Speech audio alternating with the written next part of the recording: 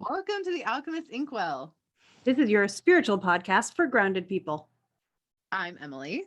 And I'm KristaLyn. And today we have an amazing guest. Everybody give it up for Nicole Lintamith. Tell us a little bit about yourself and how awesome you are.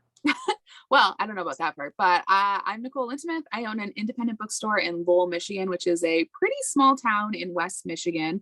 So if you're looking at your hand, it's like side of the Palmish area.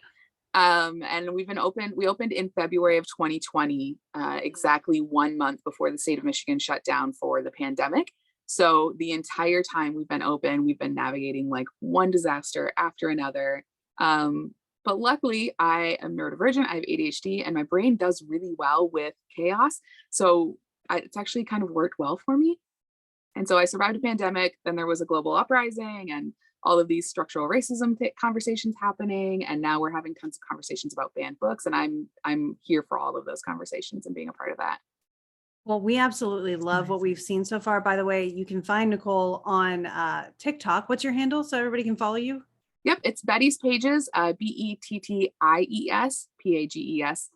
Okay, because you are covering such important things and you're doing it in a bright way. You're doing it in a way that's like, I feel empowered to do something and I don't feel like I'm incapable of making change. I feel like this actually, it's like watching a Disney show. If you've ever gone to Disney World and like watched Fantasmic or something like that, afterwards you're like, I can save the world. And I really get a similar feeling after watching your TikToks. And it's like, I have steps that are tangible and actionable and I can do something to help this, which is fantastic. So thank you for that already. And I can't wait to talk a little bit more about what you do just in general, the things that you're passionate about, and of course, books, because Emily and I love high vibe fiction, high vibe books, and you seem to have that really nailed down too. So this is going to be great. Awesome. Yeah. And it would be really helpful, I think, if you wouldn't mind giving our listeners just an understanding of briefly what is going on with the banned books thing, because I know it has been a lot of stuff that's come up. And as Krista mentioned, we really like your approach of like, it's something that we can actually handle. We've been talking about it forever, but I think a lot of people don't even fully understand like what banned books are, what's going on with them right now. And before we dive into like the magical, like high vibration side of stuff, I feel like let's talk a little bit on the tangible bit, if you wouldn't mind. Yeah, the nuts and bolts. So banned and challenge books have been, as long as there have been books, there have been people who have not liked certain books and have decided that people shouldn't have access to them because they don't like them personally. So banned and challenge books happen in public spheres, public libraries, school libraries, things like that, where individuals will come in and say, I don't want XYZ book on the shelf because I'm offended by it, or I think it's inappropriate, or I just don't like it. And then when a person does that, that book is then challenged. How the library responds will decide if that's going to be a challenge book or if it's going to actually be banned. Most often what happens is when people come in and challenge the book, libraries are fabulous. I'm such a fan of libraries and librarians and the work that they do. They know their rights. They know the First Amendment. They know that they're on the front lines of protecting those rights for all of us. And so they'll tell that person like, you don't have to read the book, that's fine, but we're going to keep it available for other people. So it'll be considered a challenge book at that point. If the person is successful in getting the book taken off the shelf, then it becomes a banned book because it's no longer in that library. And there's some kind of like middle ground too, where a person may challenge a book and that library may decide that they're gonna pull it off the shelf. It'll still be in the collection, like if a person asks for it specifically, but it won't be displayed anymore. So that's kind of a middle ground that sometimes will happen. And the American Library Association tracks all of these that happen in the United States. It is a self-reported system though. So we do understand that probably about 80 to 90% of challenges and bans actually never get reported because the people most likely to report challenges are the ones who are fighting back against it. Because, you know, like any group of humans, there are people who are not going to be supportive of these kinds of books. So they're going to agree with the people who are challenging it and be like, yeah, let's get rid of that book. And then they're not going to report that. And in the last year, starting in the summer of 2021, we've seen a really concerted effort across the country in schools in particular, but also in public libraries of groups coming in with lists that are all very similar of what books they want to have challenged or banned in their school districts or in their public libraries. And so you've seen a lot of action at local school board meetings, even in my own community. Like these are happening everywhere. It doesn't matter if you're in a blue state or in a red state or a big city or a small city. It is literally happening in school districts all over the country right now, where they're showing up, and we call them dramatic readings at our school board meetings. We're like, oh, I wonder what dramatic reading we're going to get today. and they'll come in and they'll read like a paragraph out of a book that's designed to outrage as many people as they can, completely out of context, completely without any, information about this book, and then say, how dare they have this, pornography in our kids' classrooms or in these libraries. And then, the spiral kind of continues. And so you're seeing a lot of that. A Tennessee school district just recently banned Mouse, which is a graphic novel about the Holocaust, because it was inappropriate and had nudity. Never mind that these are mice, that, apparently the nudity of these mice is inappropriate for high schoolers to be reading. And so you're seeing just a lot of news stories about this right now and a lot of talking conversations about this, which is great, because then people are being aware of it and they're pushing back against it and standing up for these books' rights to exist and having discourse about why they're so important. Yeah. I love that you brought attention to the fact that librarians really are protecting that right in so many ways. Yes. Librarians are the most badass people on the planet. They're and I'm 100% superheroes. certain of that. I bow down to them. Like I own a bookstore. It's an indie bookstore, and we don't see librarians or libraries as competition. We're like, no, libraries are dope. You should support them. They're like just the most amazing spaces that we have in a capitalistic society, where you can just go and exist for free. You don't have to spend money there. You can be there for as long as you need. They provide so much. I could talk for hours about how amazing libraries are. I love them. Yeah, no, they really are. And especially when it comes to stuff like banned books and like bringing that to attention and all of the things that are happening in that space right now, it's so essential to call out the librarians that are doing the work to stop. I'm also the daughter of a librarian, so I'm biased, but still. Not biased, if you're correct. It's fine. Yeah, I'm not biased if I'm right. But I would like, what, on that note, to kind of like phase into that, like the value that we have in books as teaching implements, and also just to help people see perspectives that are not their own, is so essential. And I guess the question in that for you, I guess, is like, where do you see, especially running a bookstore, how do people respond to not just the banned book stuff going on, but like a lot of the new wave of higher vibration, like fictional stories that are trying to teach and educate, and those spaces? How are people showing up from what you've seen in those zones? It's amazing. So there's kind of like two veins of it. There's the first vein where people are finally getting to see themselves reflected in fiction and in books and in media in general. And just the relief and the amazing feeling of getting to see that people have. Like, I get emotional. I'm queer. I'm bi. I grew up in a very small town in the 90s. I had no language for who or what I was. And I just thought I was a freak who was the only one who was like this. And it wasn't until I was in my later teens and had access through the internet to finally be like, oh, I'm not a freak. There's language for this. Like, I'm not the only person. And now, like, getting to see kids having books that explain gender identity and different sexualities and different experiences that people have, and knowing that these kids are going to be raised with that, I get super emotional. Like, I have a passion for kids' books, and I'll read them and I'll be just sobbing when they come in. So I'm like, knowing what a difference that would have made for me as a kid, and now kids growing up get to actually experience that and see that. So that whole vein is just amazing. And then the other vein is like, I'm a white woman who grew up in a very small town in the Midwest. I had zero exposure or experience with people from other cultures or other countries or other lived experiences. And now through like these diverse medias and diverse fiction, you get to experience that. You get to learn from that. You get to ask questions and have these kind of exposures in a really safe way that you can't have in other ways. Like, even media, like through online and movies and stuff like that, never has quite the same impact as experiencing people's stories written through books and graphic novels. You get to see like the inside thoughts that are in people's heads as they're going through these books and things like that. That just creates a lot of empathy and like exposure to these ideas and these people that you wouldn't normally have. And that's creating conversations for people who are like, I never thought of that. I never experienced that. And they're kind of unpacking their own privileges and their own understandings of like their prejudices and stuff like that. And that's just such like a powerful thing that's so cool that we get to see happening right now. And I love that. I couldn't agree more. I grew up in Pennsylvania coal town.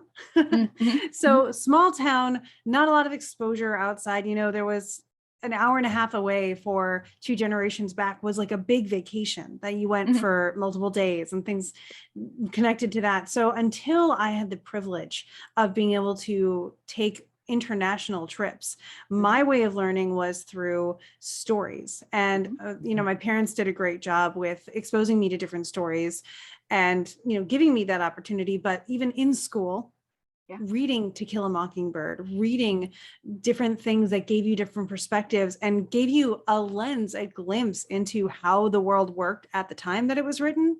It's just an incredible slice of life, wherever that book is from, that I really love the way that you can travel in a sense just by reading. And I don't think that's replaceable. No, it is amazing, just the power of being able to literally never leave your house and travel the world and experience different times and different places and different people. And I'm so amazed at being in this time in the world where we're getting to see more people writing their own stories, which I think is so important, and getting to share their own lived experiences that they've gone through, which is so different than reading books. You know, even like when I was growing up, you got to see other cultures or experiences, but it was always through like a white lens or a male lens talking about, women's experiences, and there was literally no, queer representation at all. And so getting to see like everybody sharing their own stories is really, really awesome. Even getting to see people reading those texts, like there's this one audiobook narrator that takes women written by men, and she'll do her audiobook voice with it. And at the end, because it's usually a little bit out there, she just gives a look to the camera, and everybody who knows. It's definitely one of those, if you know, this is not how it goes. Like that person didn't do the research in that case. And you can do research, you can do this opportunity for immersion through these books. And I really love that. Do you have any like favorite stories that you're particularly into right now? Oh, that's like picking a favorite child. It's so hard. I have so many. I'm really into graphic novels. They were not a thing when I was growing up. Like comic books were a thing, but it was a very niche. And graphic novels had not yet really become mainstream like they are now. So when I opened the store, I really started like diving into them, and I am obsessed. I can't get enough of them. So books like A Girl from the Sea, which is like a Selkie myth retelling. That has just amazing representation. New Kid, which is a book by Jerry Craft that's been Vander challenged in Texas a lot for having CRT content, which does not actually exist in the book. It's literally just a book about a Black kid going to school. And I'm just fascinated by them because getting to see like the art paired with the text is just, it's just a whole experience that I'm really into right now. Speaking of that, just side note, did you get to see the Heartstopper trailer on Netflix? Oh my God. My coworker and I, we were like talking about how like we're just gonna take a holiday on April 22nd and we're just gonna binge the whole Heartstopper thing because I don't want to come to work that day. yeah. I'm gonna be in Pennsylvania one of my with favorites. Krista. Yeah, I'm gonna be in Pennsylvania with Krista during that time. So when I get back, I'm like, or on the plane, I'm gonna be like, let's just watch this. Yeah, we can watch it here too. Yeah, it's because that it's beautiful. It's for those listening, it's a queer graphic novel, and it's just the sweetest love story. It's so beautiful. Phenomenal. The things that they like, the topics that they tackle in that one are just like, I have such a passion for kids and YA books because they really treat kids and teens like humans who can understand things and can really understand a lot more than they usually get credit for. And the topics that they'll cover and the conversations that they'll have in them are just, it's so amazing. On that note, what inspired you to open a bookstore? Like where did this come in? And especially like you opened it obviously in your divine timing, and I just want to highlight that like energetically it was the right time for you to do this, especially with who you are as a person and the topics you're dealing with. But also like it takes a lot of energy and gumption to start a bookstore. So how did you get there? So I grew up like I said, in a really small town. We didn't have a bookstore. Our library was the high school library. That also was our county library. It was very small. The nearest bookstore was like an hour and a half away. And so I never grew up with that. And then as I got older, I was like, oh, it'd be so cool to open a bookstore, but like, who does that? Like there's online shopping and all these other, like, who does that? So I, went to college, worked in nonprofits for a little while, and then ended up in banking, which was a very like practical, very, I loved it. I was great at it. I enjoyed a lot about it. And I got this job where my title was great. I got paid great money, and I hated everything about it. I was miserable. The first time in my life, I was like, I don't want to go to work. Like, I hate this. I lived for the weekends. And so just doodling, I just kind of wrote a business plan because I'm the type of person who just writes a business plan for fun. And I shared it with my friends and I shared it with my husband. And they were supposed to be like, oh, that's cool. How about you just go find another job somewhere else that you'll like more? But instead, they're like, no, you need to do that. Like, you need to open that, you go for it. And so my husband and I sat down and we figured out, like, okay, can we make this work? Like, opening a business is not cheap or easy. Like, is this going to be feasible for us? And I went for it and had just, we technically opened in January of 2020 at a location that was just meant to be temporary. And then on our 9th day, I walked into the store to 3 inches of water on the floor. It was like raining in the building. I had just quit my job. I had just opened this store and I just fell down on the ground and like started sobbing. Like, I called my landlord, I called my best friend, and then I called my husband, and I was just a wreck. I was sobbing. I was like, this is it. Like, everything's failed. I'm done. Like, what is wrong? Like, I give up. Did not give up. Moved into my current location where I'm at now, opened a month later, pandemic hit. Thought, okay, here we go again. Like, what is happening here? So it has been one of those things where I say, like, that first year we had the flood, we had the pandemic, and then we had the summer of 2020. And I was like, okay, if I can survive that and have the business thrive and do well and find such a passionate like audience for it, I feel like I can survive anything. And it's just been amazing. Indie bookstores are thriving across the country. Like, people are opening more indie bookstores in the last 5 years than had been opened in the like 15 years prior to that. And we're seeing them really kind of responding to their community needs too, in a lot of like non-traditional ways. You'll have like pop-up indie bookstores or like book vans and like mobile bookstores that move, around their neighborhoods and meet people where they're at. So it's just like a really thriving industry to get into. It's a lot of hard work and I'll never get rich from it, but I love coming to work every day and I'm super passionate about it, obviously. Well, yeah. And we're talking a little bit about divine timing on that. It really is appropriate. Like, so many people started businesses during the pandemic, and from like my first love language is astrology. So when I look at all these people who have started businesses, my husband, Emily, and I, we've done it. My husband opened a coffee and book shop that's dog friendly. So kind of catching your vibe there a little bit. But the fact that so many people initiated during this closing of a cycle and beginning of a new cycle that was actually in January, believe it or not. I don't know if January 12th was a big day for you in your bookstore, but it was a big day in astrology. And there's this reemergence of wiping a slate clean and doing things differently, but having to, in this phase of it, be adaptable. And having to, be a little bit lighthearted about it because we're just having fun figuring things out. And I really like that you've been able to do that. You've been able to really adapt with things, have fun with it. It really seems to appeal to your neurodivergence to be able to do this. And you seem to be able to master it and just roll with it so well. I try.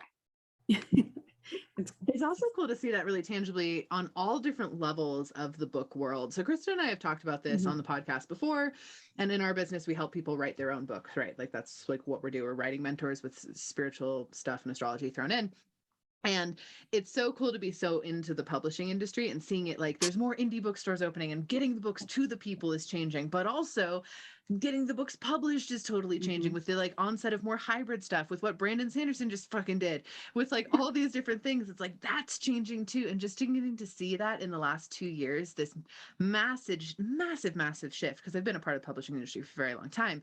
And it's like finally new stuff and it feels so cool. It does. Such a big way. Like such a dynamic time in the industry. Like, you see a lot of big changes. You see a lot of new people like having their voices heard. You see a lot of people like getting involved who thought, oh, I could never do this or I could never be a part of it. And now people are like, fuck it, go for it. Try it, see what happens. And it's awesome. Yeah, it's funny how it used to be this, there's an established way of doing things. You have to find your way in. It's all about who you know. And now it's like, I'm going to make my own path and I can now, which is just so cool. We're just redefining everything and there's a space for it. And, bookstores, publishing, writing, all of those things, all of the restrictive feelings seem to be at least going in a different direction. I mean, speaking from an astrological perspective, the way we define and, kind of establish our rules has been rewritten and is a little bit more mutable. Well, air. So what is your bookstore called, by the way? We keep alluding to it, but we haven't like named it. Oh It's my called gosh, Betties yeah. Pages. Yeah. It's a pun off of Betty Page, who was a pinup artist in the 50s and 60s, which is like an aesthetic that I really love. And I love a good pun. I can't take credit for it. My best friend actually named it. So yeah, it's Betty's Pages. Oh, how sweet. I love Love that. that. And do you do a lot of like, I know a lot of indie bookstores now are kind of going into the online space too, and like doing like author events and that sort of space. Do you guys do that as well? Yeah, I mean, we really had to, Yeah. because we opened right before COVID and right at the shutdown. Indie bookstores have always really thrived as like a community space, having events, gatherings, being that kind of hub of information and events and just that space and a community. And because of the pandemic, what we all thought of as community really shifted. It was no longer just the people that you were physically around. It really became like finding your like-minded community wherever they ended up. And when I first opened, I had no intention of doing online sales, really anything online at all. I really wanted to kind of hone into being that space for my community. And then I didn't have a choice. Like I got thrown into the waters of figuring out, okay, I got to figure out how to get stuff online and I have to figure out all of these Right. things. And it worked really well. And the cool thing about it is now my community of supporters for the store is literally across the country. And I've always done really well on Facebook and Instagram. And then when I landed on TikTok, I was just like, I can't dance. I'm not going to do like these really elaborate things, but like I like talking about books, so I guess I'll do that. And I noticed that there was kind of a lack of people talking about particularly kids books. There was a lot of really great content creators doing YA, a lot of really great content creators doing adult books, but nobody was really having conversations about kids books. And a lot of us our age are having kids and they're wanting to find books that kind of reflect that. So I was like, all right, well, I guess that's what I'll talk about. And Mhm. it kind of blew up, which was crazy. I did not expect that at all. And so yeah, I went viral, I think last summer with a series of books talking about like how to make people uncomfortable at like baby showers and birthday parties, like what books to bring. And people just really responded to that. And I was like, okay. So now I get to talk about kids books and really like really lean into my passions about diversity and having these kind of authentic voices in these books. And people are really responding to that. And it's really, really cool. Yeah. So speaking of like online and also puns, you Mhm. have this hashtag challenge your shelf. Yes. And I would love to hear more about that. Yeah, so I knew I wanted to do a book challenge this year for the store. I was like, all right, this is gonna be my new thing. We haven't done one before. And I really wanted to come up with something that the whole family could get into. So we have all the different levels. And basically, Challenge Yourself is we pick a theme each month, and those are all up already for the whole year.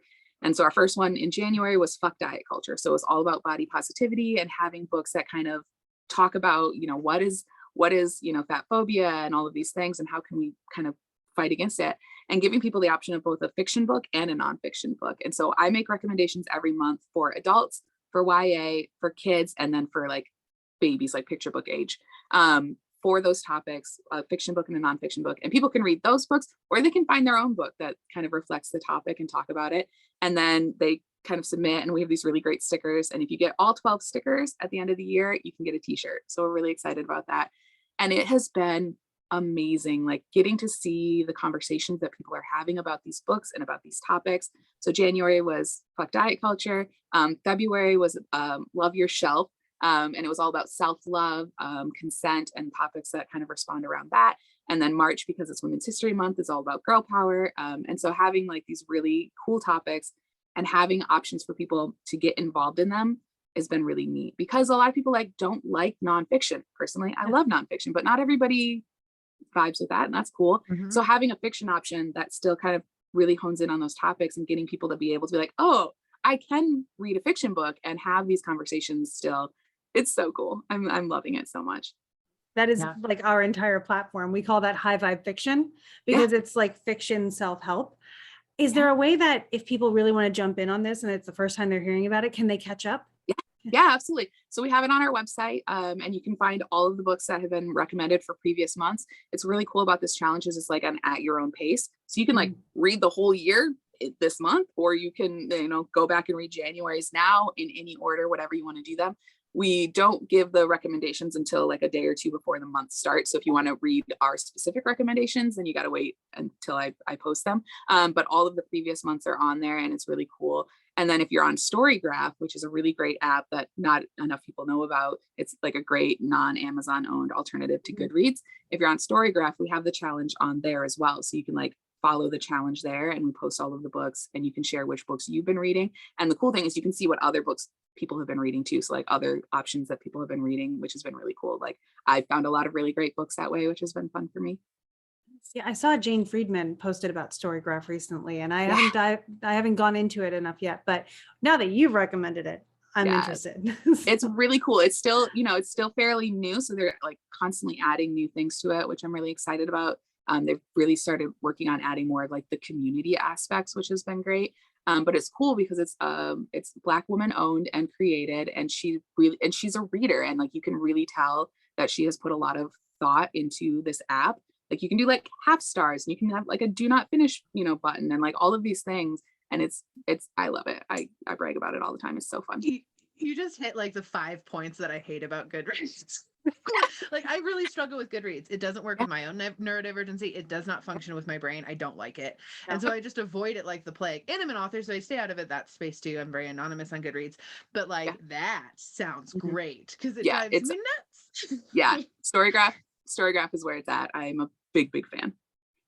Definitely cool. jumping into that. So another thing that I'd love to ask on behalf of myself and hopefully for listeners is what can we as individuals do to make a difference through the world, through what we read, through our bookshelf, to support the whole, if we have a passion or feel drawn to make a difference or speak out in the banned book community kind of topic, what would you recommend? Yeah. So there's a couple of things that you can do. The first biggest thing that you can do, start showing up to your school board meetings, because these are happening everywhere. And a lot of these people who are kind of advocating for banning books are hoping that people won't notice, and they're hoping they can fly on the radar, because let's be honest, not a lot of people think about going to their school board meeting because it's usually not very interesting or entertaining. But I highly recommend showing up to them and starting to go and paying attention, because these public comment times when people are just railing at school boards and railing about these books, they're getting so much negativity out there and so much negative attention to them, that when we show up and we have a positive thing to say, the school board is just so grateful. They're like, oh, thank God, somebody who doesn't hate us, like for once, which is really empowering for them. And, getting to have that voice in the community who's saying, look, not all of us want to ban these books. Some of us are very grateful for them, and having that is super, super important. So that's like my first recommendation to people: get involved in your local community, because it is absolutely happening there. The second thing is get involved with your library, especially with banned books. The library being able to show that these books are interested for their community, that people are checking them out, that people are reading them or requesting them if they're not there, gives them the power to kind of push back against these people who are trying to ban or challenge these books by saying, hey, look, you might not like it, but we've got this long list of people who are waitlisted to read this book, or who have requested this book, or who have read this book. And that's kind of just like a numbers game that they can be able to use as another kind of tool in their arsenal to fight back against these people. And then lastly, if you have the ability to purchase these books from indie bookstores particularly, but however you can, and showing support to these authors, they're getting a lot of hate from all of this. Like there's a lot of people who are very vocal and supporting and are finding out about these books, but they're dealing with a lot of just horrible things being said about them. People who, who are saying that their books are pornography, or that they're indoctrinating people, or all of these things. And that wears on you after a while. And so supporting these authors and giving them the support by buying their books is like an amazing thing that you can do. Yeah. And it is important to note, like, a lot of people think, oh, I'm going to buy a book. And they do think, I can't go to this bookstore, that bookstore, so I'll just go to Amazon. Like my nearest bookstore is an hour and a half plus away. But you can buy on indie bookstores' websites just as easy as Amazon. And it's not supporting the, Bezos's rocket. And that's really fun. It is. And there's another alternative too, which is called bookshop.org. And it's a for good company. So what they do, they don't actually make any profit after they pay their, employees and their expenses. Everything that they make above that goes right back to indie bookstores. So you can support an individual bookstore on it by like searching like, hey, what's a bookstore near me? Or like, I want to find like an Indigenous owned bookstore or a Black owned bookstore, like whatever whatever you want to go for. And you can support that one specifically. But they do a pool, and every bookstore who's a part of bookshop.org, I'm one of them, they cut a check to us twice a year. And it's such a cool thing. And it has all of the convenience of shopping online and like, quick delivery, like all of those things. So if you like to shop online, but you still want to support indies, it's like the perfect kind of pairing of that. Honestly, But yes, that also sounds indie perfect. bookstores also have websites, and we like to sell and ship all over the country. Yeah. Yeah, you don't usually think about it because you think of Mhm. an indie bookstore being more brick and mortar, but like Mhm. they do both. And Yeah. that's a really great reminder to have. This is just so good. If anyone out there listening, if you're struggling with a lot of the energy right now, because there's a lot of energy going on right now that is very, very dense and very challenging to navigate through, and it's presenting for people in a variety of different ways. Some people are like, Mhm. it's great, everything is thriving, and other people are like, I can't get out of bed. All valid. Going to a bookstore is the best mental health reset you can possibly do, even if you're not a reader. And I stress this all the time because even if you're not a reader, everyone else in there is. And Mhm. it feels so nice to just walk around and everyone's peaceful and you can smell pages and it's just It's the best smell. Yes. it's the best smell. It's just fantastic. So I cannot stress enough, if you're struggling with mental health stuff, like just go to a bookstore, please. Like Yep. just for a little bit. Like socializing without socializing, and you immediately get to skip small talk because you Yeah. can tell who likes the stuff you like by what bookshelf they're at. Yep. So it's just this awesome thing, is. speaking for people who are neurodivergent in various different ways, that small talk thing catches us. Yep. And I Every just love going into bookstores where it's people but comfortable silence, and the soft acknowledgement of boundaries and that kind of stuff is just there. So it's a very fantastic place to be, and usually there's coffee and that's nice too. So it's a delight. I just love being in here. It was so hard when we had, gosh, it was probably about 5-6 months where we were closed to in person. Like people couldn't come shop in person. Um, it was awful. Like my store was a mess. Like I basically turned into like a shipping warehouse because I was doing everything, porch drop off or shipping or whatever. But there was just like no people in here, and I was like, I miss people. Like I just want. I'm not even much of a people person. Like I'm very much an introvert. So like for me to be like, okay, I'm missing people at this point. Like that's how you had gotten to the point where I was like, this is bad. So when we finally got to like reopen and have people in the space again, it was like, this is amazing. I love it. That's awesome. Okay, a couple random book questions just because I always want to know whenever someone's bookish and there's not enough bookish people around me personally. What would be the book that you would recommend for someone to get into whatever your favorite genre is? So whatever favorite place you like reading, what are you always like, ooh, you should start here? Yeah, I'm a romance fanatic. That is my go-to genre every day, all the time. And so kind of my like entry points for that, the Brown Sisters trilogy by Talia Hibbert is phenomenal. It's funny. It's just the right amount of sexy that you're going to be like, ooh, but not like embarrassed to be reading. And it has just the most fantastic representation of so many different like intersections of disability and queerness and the Black experience and like all of these things. And it's just fabulous. So definitely that. Yeah, that's probably the one that I'm always like, this is start here, and then people get into the genre. I love how like we always mention like reading embarrassment, especially when it comes, oftentimes people view it as like, oh, when you're reading like smut in public or something like that, you get embarrassed. But then also that is such an individual experience because no Yes. one knows you're reading it and you're just in your own head like, oh my God, I'm so mortified about this. The other day, just random like aside, I'm writing a book about a woman who was an actual poisoner in ancient Rome, and I'm writing her story as a historical fiction. And so I was doing research on ancient Rome, and I'm like getting into the part where they're talking about like sexuality in ancient Rome, and I'm in the fucking dentist office. Oh yeah, it's wild. They were like, whew. Right, but I was like, okay, this is fine. I can read it. It's just a book on ancient Rome. And then it started getting into like diagrams and like pictures and like all these different stuff. And I was like, I need to shut the book. Like no one can see, but that is such an individual, like universal experience that I always think is just hilarious in the book community. Because no one's judging what you're reading, but you think they are. Right? Absolutely. I had the same experience in the hair salon while reading The Mysteries of the Dark Moon. And on the cover is this abstract art of a lounging and very comfortable divine feminine female. And I was just like, I'm reading, but like the hand is in front of as much as I can because it's one of those spaces. Yeah, that's wonderful. Romance is really fun too. We have people, because we'll talk about high vibration books all the time, and specifically high vibration fiction. Nonfiction can be very high vibe too, but high vibration helps you to realize something about yourself. It helps you to essentially heal something about you in some way. And people tend to be like, oh, so I can't read like romance anymore, or I can't read like horror anymore. It's like, no. No, that's not what we're saying in the slightest.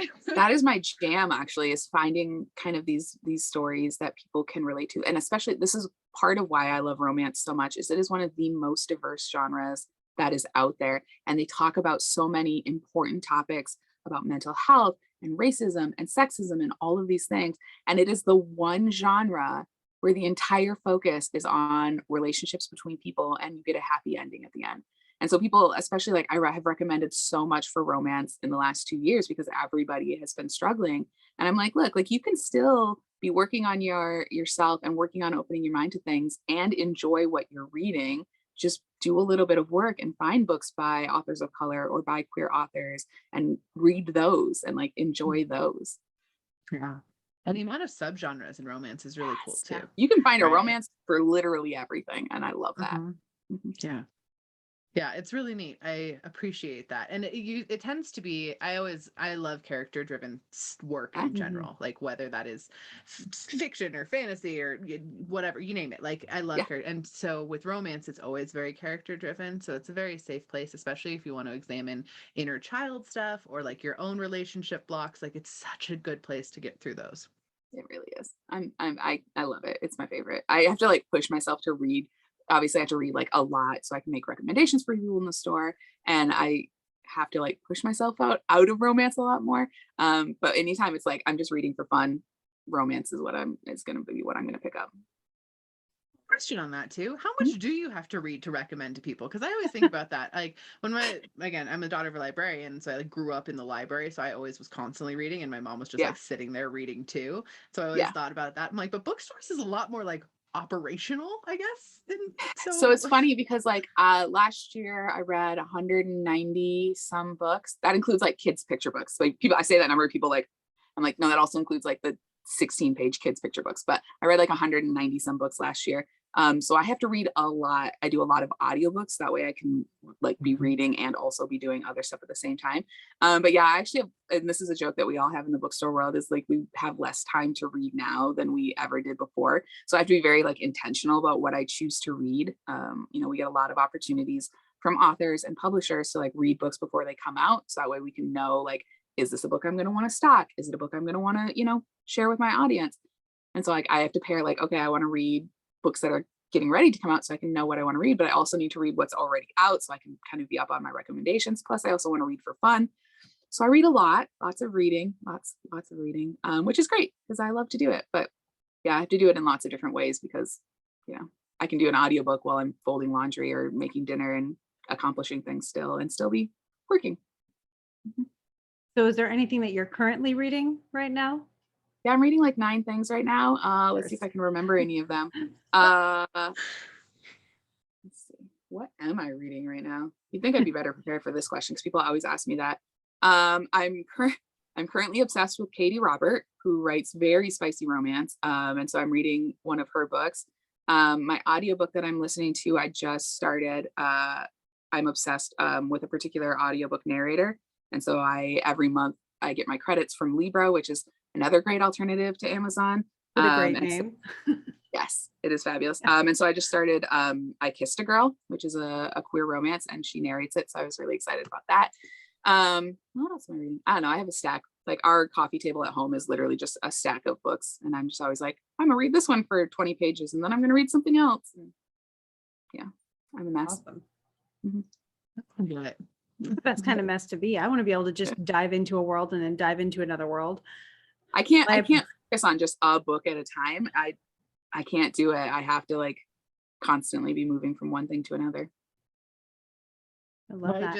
I just bought a Katie Roberts book because she does the retellings of the like villain. Yes. Wicked villains. Yes. Okay. So good. Yes. Neon Gods is the Dark Olympus series. And then there's a third series that's In the Whole World, which is based off of, do you remember the old movie, 7 Brides for 7 Brothers? Familiar with that? It's based off of that. Very fuzzily, I remember. Yes. It is wild. I just rewatched it.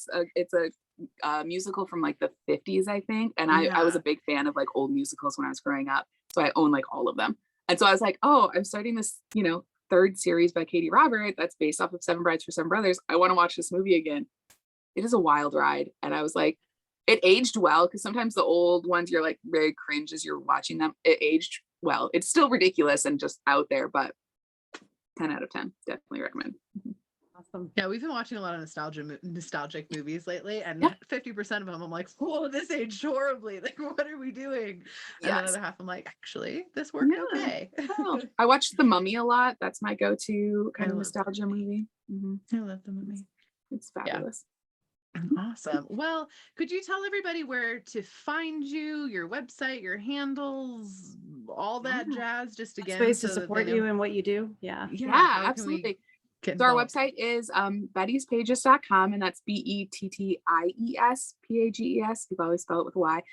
So that's like a great place where you can find our challenger shelf.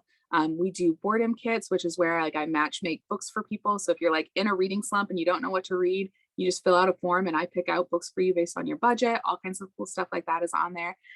TikTok is where I have a lot of fun being utterly ridiculous. So I'm Betties Pages on there, Facebook and Instagram. And then we also do this really cool art transformation project, which is really very funny because I'm so passionate about banned books. And there are people always ask me, like, is there a book that you would ban? And I go, no, there's no books that I would ban. There are plenty of books that I hate with my whole passion and cannot stand. And one of them, I decided to deconstruct and send out pages to artists. And now the artists are turning these like hate-filled, homophobic, transphobic pages into art. And then they're sending them back to me. And so we have an Instagram where we upload those each day so people can check out the art that's been created by artists from around the world. So all of that is on our website and on social media. It's pretty cool. What an awesome approach. Yeah, it's so fun. I love it. I Yeah. need to know what the book is. I'm very intrigued. My it's mental terrible. health stuff, whenever I need a mental health break, I will look up like reviews of the worst books, like 1-star reviews, and when someone's actually read it and it tells you how bad it is, because I'm never going to read them, but it makes me feel really nice to hear other people and which is, yeah, so I would love to know what book it is. I don't want to tell you because I don't want to give them any publicity, but I'll message you afterwards. Okay. Awesome. Yep. Cool. Thank you. I appreciate it Yep. because I don't want to give them any publicity either. Yes. But I'm just They're very the intrigued. literal worst though. I hate them. It's fine. But We yeah, all so this have was like a books in great that way way. to like turn something awful into something beautiful. And I Yeah, love the definitely check power out that of art. Instagram. Mhm. Awesome. Thank you so much. I really love the matchmaking books idea. I think that is a really neat concept because I have way too much fun with it. it's been really hard to stay out of reading slumps lately. Yeah. Like I can read a book, but then I'm super instantly slumped again. Even if the book wasn't the best book ever, it's just like it's really been challenging. So I love that stopgap. Yeah, it's been really cool. It's been a really cool way to like connect with my customers and stuff. I started doing it because of the pandemic and I didn't have my inventory online. So it was a way for me to like sell books to people while I didn't have my inventory online. And then it's just been so popular that I just keep it up. And now my local customers can just come in and shop and get recommendations, so they don't need to do it. But I do it for people through TikTok and online. And I don't know, I have some kind of magical skills with this. It is ridiculous. I don't know how I do it. I don't know why I'm so good at it, but I literally just did one for somebody and I'd sent her Katie Roberts, the first book in the Wicked Villains series. And she messaged me and she's like, I have no idea how you knew that I have an obsession with mafia fanfic style books or like fanfic stories. And she's like, I've never told anybody that. And you sent me one. And I was like, I have skills. I don't know why. I don't know how I do it. It's just, this is my zen, my zone of genius. And I just go with it. Sounds almost like a little divination kind of reading. I highly recommend that to anybody who's just like, what's their personality like? Everybody loves that. A little like someone else's perception of their personality. And this sounds like the perfect way to dive into that feeling. Yeah, it's super fun. I enjoy it way too much. Awesome. Well, before we let you go, I just want to check with Krista. Is there anything big astrology coming up this week that this episode airs that we want to touch on really quick? Just so we're all updated on the energy before we sign off. Yeah, so there is some action with Mercury, which is, of course, the speedy little planet associated with writing. Mercury will be moving into Aries on the 27th of March. And so that might bring us to wanting to read some more like blunt, possibly spicy kind of reading. So if you're looking for something to read, something that is ambitious, a little bit fiery with some of that, not necessarily aggressive, but something where you can feel like a hero, coming out of it. Sounds like a great kind of read to pick up at this time. In your everyday life, you might find that your filter between what you're thinking and what you're saying is a little bit thinner, if not maybe gone. So it's a great time to be able to take a deep breath, 1, 2, 3, before saying something, so that you can make sure you're speaking in an aligned way rather than a more reactive way. So there could be opportunities for really blunt communication to be super honest in your actions and in your words. That's fantastic as well. Venus is also going to conjoin Saturn in Aquarius. And so that's going to be helping us really establish some relationship boundaries. Maybe if you're feeling restricted in a certain relationship, or you're feeling restricted when it comes to your values, this is an opportunity to decide, if I'm feeling restricted here, how can I establish healthy boundaries that lead to what I need to feel and what I want to feel? And how are these restrictions showing me what's not working, so that I can find what will? It's also a really great time to really indulge in the feeling of being isolated. Not necessarily like being alone and abandoned, but just really enjoying your own company, which you can do while reading and with a good book. So that's a fantastic option. Reading a book, listening to music, meditating in your own space, and learning that you are whole and complete as you are, without the need of someone else to complete you. And just knowing that if you find someone else, it's really awesome to walk the path with another whole and complete person. So finding romances with really healthy romantic dynamics, where each individual gets to really stand on their own, but they come together to make this even more powerful force of love and light and all of those wonderful things that happen in romances. Just diving into your personal passions and interests, so that you can know who you are, which makes you even more magnetic to the people who are aligned to walk with you on your path. Ta-da. That's some nice energy to round out. And that'll the be on month. the 28th of March. I am down for that. Right? I'm here for it. There's more information on that in our astrology overview on the Alchemist Inkwell YouTube, but that's in the context of this. I really liked interpreting that in that light. So one last thing I want to tell to all of our listeners, we are so thankful that you guys are here. And Krista and I are actually speaking at the Women's Indie Podcast Summit, which is on the 26th. We have been invited to record a live episode of this show during that time. So both of us have posted fun TikTok videos where you can ask us your questions. But we also have a special surprise just for our listeners.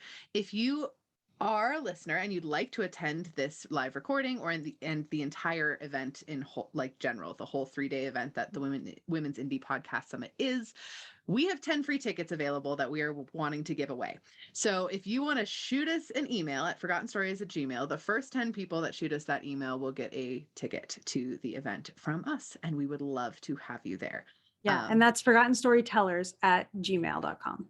Exactly. And so, yeah, we really appreciate you guys. We wanted to do this as a gift to our listeners. Also, if you have specific questions you'd like us to talk about, we will be able to listen to that episode after the fact, even if you're not there.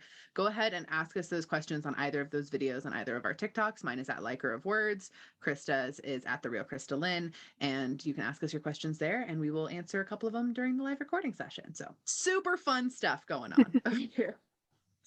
Well, Awesome. Nicole, thank you so much for being here. It was such a absolutely. pleasure getting to chat with you and hearing your message. And This was it's been great. awesome. I really enjoyed it.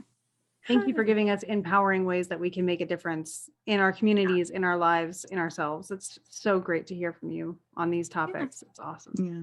It's been kind of helpless feeling for a while with the banned book stuff. So hearing how tangible and easy it can be to make a difference is awesome.